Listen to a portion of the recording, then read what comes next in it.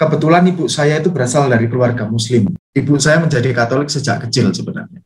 Dan juga keluarga untuk hidup dalam toleransi. Jadi kita tidak pernah berpikir soal agama dalam arti tertentu, tetapi ya kita bersaudara saling membantu.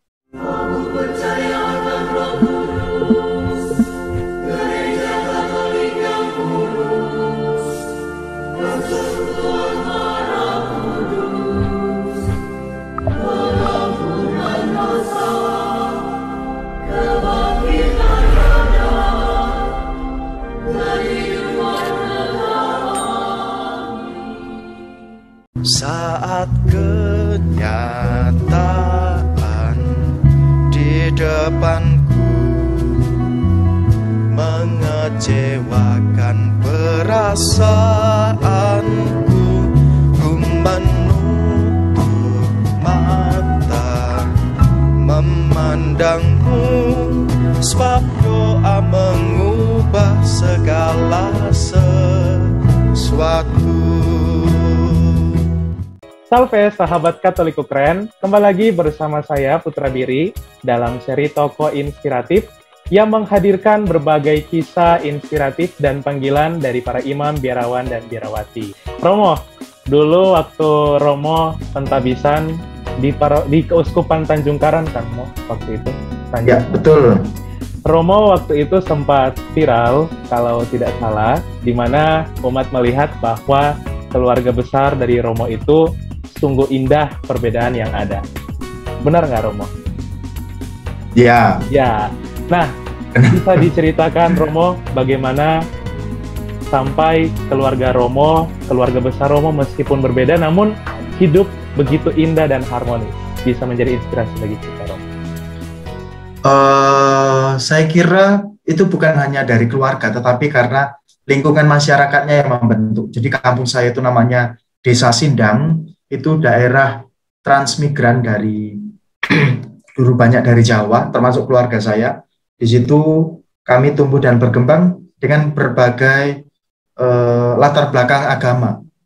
Kebetulan ibu saya itu berasal dari keluarga Muslim, ibu saya. Jadi semua saudara ibu saya itu Muslim, termasuk orang tua ibu saya Muslim. Tetapi ibu saya karena diasuh oleh keluarga yang kerabat yang kebetulan Katolik, ibu saya menjadi Katolik sejak kecil sebenarnya. Tetapi tidak pernah memutus tali silaturahmi dengan keluarga besar. Tetap akrab dengan ibu saya, kebetulan anak nomor 2 dengan adik-adiknya dan kakaknya, semua tidak ada masalah. Dan kampung saya itu sudah terbiasa. Jadi setiap hari raya besar, kami itu ada lebaran.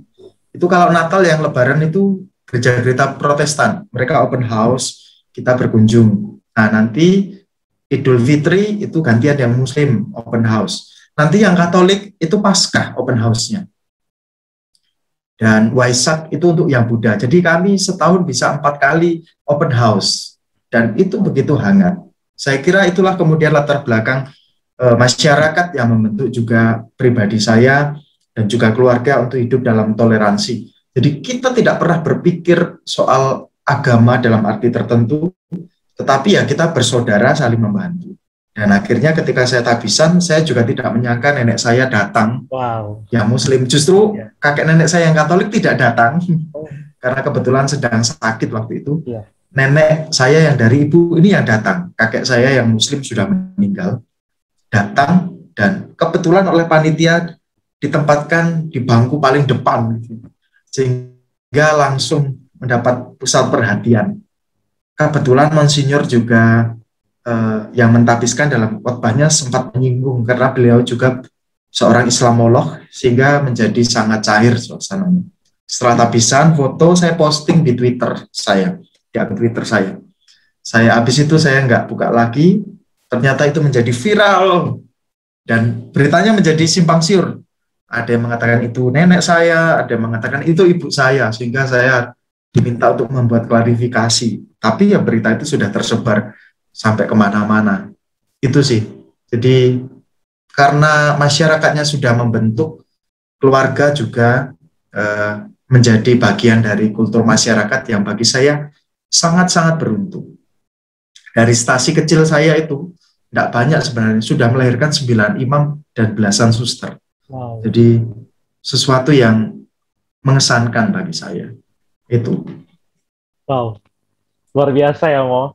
Romo, sebagai seorang imam dari kongregasi SCJ, apa tantangan yang dihadapi oleh Romo? Mungkin bisa dibagikan kepada kami, baik tantangan misalnya Romo waktu berada di Keuskupan Tanjung Karang, atau di Keuskupan Agung Semarang, atau bahkan sekarang udah sebulan, bahkan sebulan lebih di Keuskupan Padang. Ya, tantangan, saya baru 2 tahun menjadi imam, jadi 2 tahun menjadi imam karena itu tabisannya 2019, terus 2020 COVID ya. Jadi tidak begitu kuat saya kira tantangan, tapi lebih pada situasi COVID itu. Jadi tantangan challenge-nya tidak terlalu kerasa sih, tapi bagaimana kemudian saya ditantang untuk juga memberi concern ketika gereja harus tutup dalam arti tertentu, tetapi kita tetap punya peran sebagai seorang imam, karena tugas imam itu kan trimunera Christi ya, yaitu memimpin, menguduskan, dan mengajar. Nah, dalam situasi pandemik ini, saya kira mengajar itu menjadi sangat-sangat konkret. Akhirnya itu yang membuat saya terjun di berbagai media sosial juga, termasuk TikTok. Yang saya dulu sebenarnya agak memandang remeh TikTok gitu ya. Itu apa sih, joget-joget dan sebagainya, tidak jelas. Dulu saya punya konsep demikian, tetapi saya mengamati begitu banyak orang muda yang ada di dunia itu, tetapi justru mendapat pengajaran, kemudian mendapat siraman rohani dari gereja-gereja lain. Dan akhirnya orang-orang muda kita banyak yang lari, banyak yang kemudian tidak bangga lagi sebagai orang Katolik. Maka akhirnya saya memutuskan masuk ke TikTok, masuk ke macam-macam, karena tugas saya sebagai seorang imam, menggembalakan sekaligus mengajar itu sebuah tugas yang melekat sebagai seorang imam. Dan bagi saya dalam konteks pandemi, itulah yang bisa saya buat.